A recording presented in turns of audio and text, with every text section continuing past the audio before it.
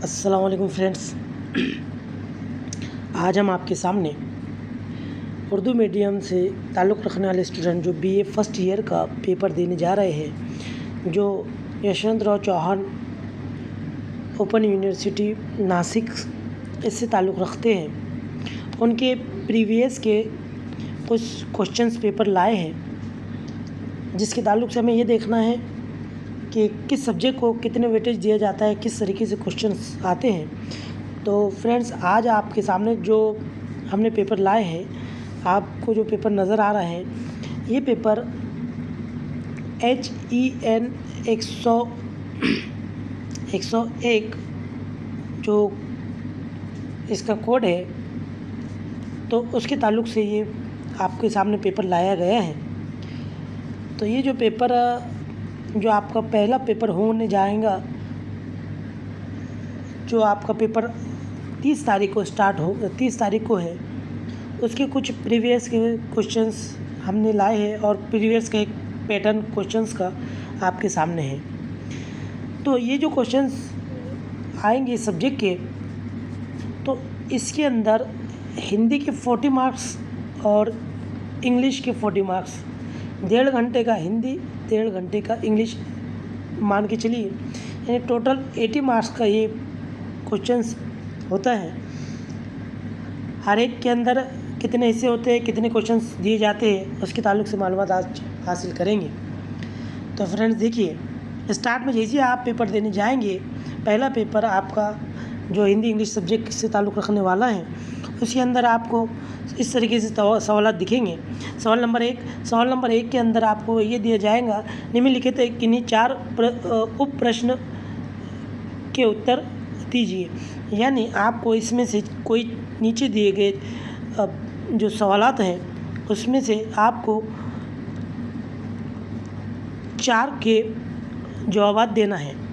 एक ऑप्शन में रहेगा, आपको 5 सवाल दिए जाएंगे, कोई 4 करना है। हर एक के लिए आपको 5-5 मार्क का यहाँ पर वेटेज दिया गया है। देखते हैं किस तरीके से क्वेश्चन आता है। पहला है, अनुवाद के भेद बताकर उनका स्पष्ट कीजिए। हम इस क्वेश्चन पर बाद में आएंगे, इससे पहले ये देखेंगे और खाका देखेंगे। और सवाल नंबर दो कुछ इस तरीके से पेपर आता है और इसमें भी 4 सवाल दिए जाते हैं। हर एक के लिए वेटेज होता है 5-5 मार्क का, और इसमें भी आपको सवाल टोटल दिए जाएंगे 5, और 5 में से कोई 4 करना है। हर एक के लिए 5-5 मार्क है। यानी आपको इसमें जो सवालों की संख्या है वो 4-4 मार्क की है, मतलब 4-4 सवालों की संख्या है। यानी कि 4 + 4 8 क्वेश्चंस आपको यहाँ पर दिए जा रहे हैं। 8 × 5 8 × 5 40। इस तरीके से यहाँ पर सवालात का वेटेज दिया गया है। ये है हिंदी का पेपर। उसी तरीके से इंग्लिश में सेम टू सेम इसी तरीके से आपको इंग्लिश का भी इस तरीके से आपको सवाल दिए जाएंगे कि भाई आपको कहा जाएगा कोई 4 सॉल्व कीजिए, दिए जाएंगे 5। क्वेश्चन नंबर 1, क्वेश्चन नंबर 2 के अभी अंदर यही होगा, आपको सवाल दिए जाएंगे 5 और हल करने के लिए कहा जाएगा कोई 4 हल कीजिए। इस तरीके से आपको सवाल हल करना है। तो आइए देखते हैं सरसरी अंदाज में किस तरीके से क्वेश्चंस होते हैं, कैसे सवालात होते हैं और उसके उत्तर जवाब आपको किस तरीके से देना होगा। तो देखते हैं पहला सवाल इस तरीके से है, अनुवाद के भेद बताकर उनको स्पष्ट कीजिए। यानी पहले आपको अनुवाद का भेद बताना है और फिर उसको स्पष्ट करना है, मतलब कि उसकी ताल्लुक़ से पहले शॉर्ट पॉइंट बता देना है। अनुवाद के भेद हम सभी को पता है कि 3 होते हैं। शब्दावली अनुवाद एक होता है, यानी कि शब्द अनुवाद। दूसरा होता है व्यवहारिक अनुवाद, जो हम व्यवहारिक तौर पर यानी कि आम तौर पर इस्तेमाल करते हैं, व्यवहारिक। और तीसरा जो होता है जैसा रूपांतर अनुवाद। इस तरीके से 3 अनुवाद है। आपको 3 पॉइंट को लेना है और थोड़ा थोड़ा उसको डील करना है। बस यही अंदाज में आपको हल करना है सवालात को। और आपको पहले सवाल के लिए 5 मार्क मिलेंगे और दूसरे के लिए भी 5 मार्क। देखते हैं दूसरा सवाल किस तरीके से है।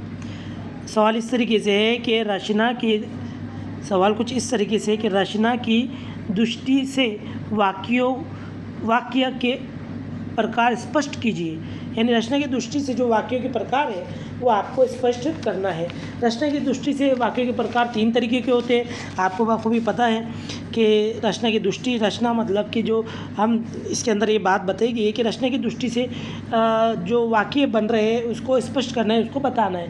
तो हम कहते हैं ना साधारण वाक्य यानी सरल वाक्य, जिसे हम सिंपल यानी सादा जुमला कहते हैं उर्दू में।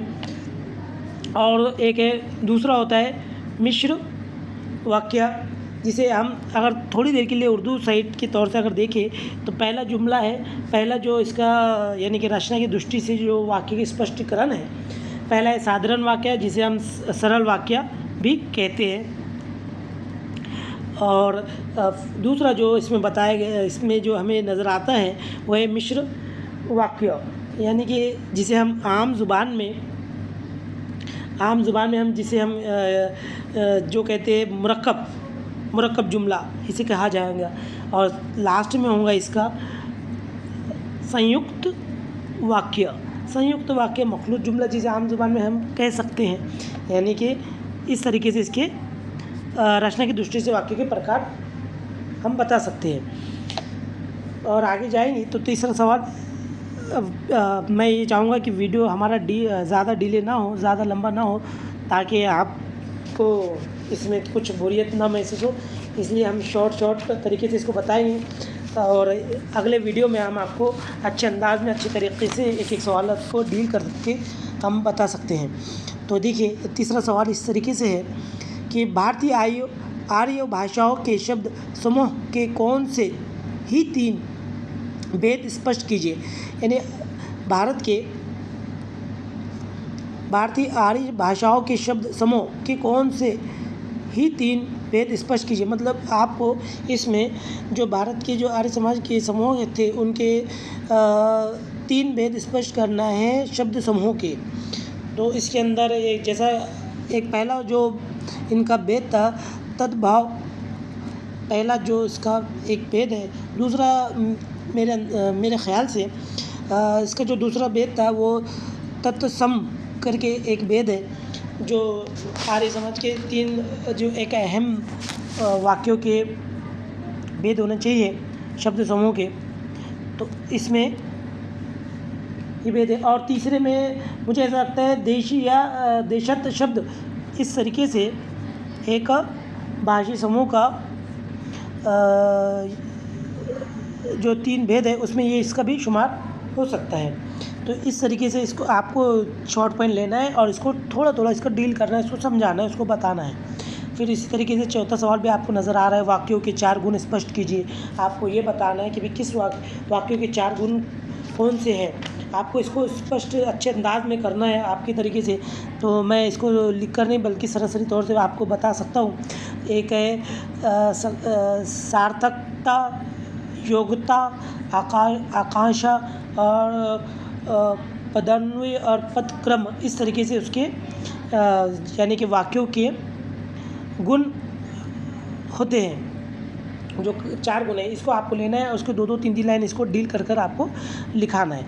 यानी कि ये आपका पहला सवाल होगा। सवाल नंबर 1 के अंदर आपको कोई 4 सवाल हल करना है, हर एक को 5 मार्क का वेटेज दिया गया है।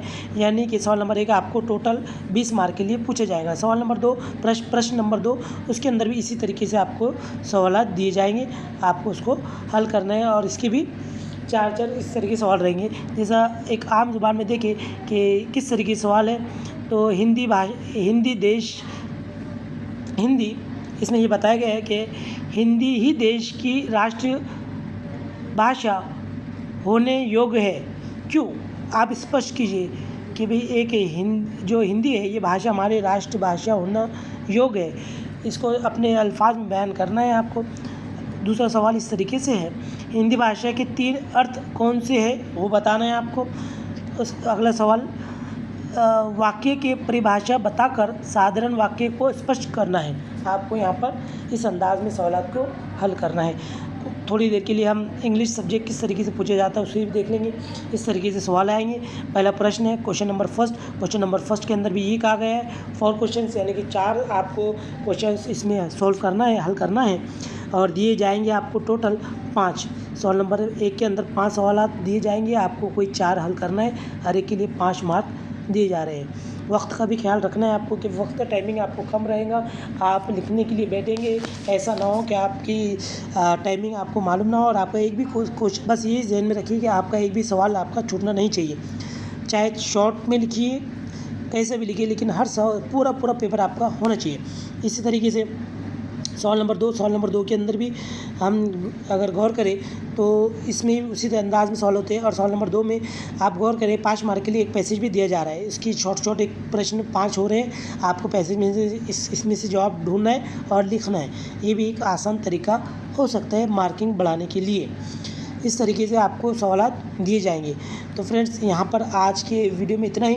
अगले वीडियो में हम अपने अंदाज से एक नए प्रीवियस के क्वेश्चन पेपर को लाएंगे और आपको सॉल्व करके उसका तरीका बताएंगे कि किस तरीके से आपको शॉर्ट फॉर्म लिखना है, किस तरीके से आपको सॉल्व करना है। वीडियो कैसा लगा कमेंट बॉक्स में ज़रूर लिखिएगा। तो फ्रेंड्स, मिलते हैं नए वीडियो के साथ और नए सब्जेक्ट के साथ। अस्सलाम वालेकुम।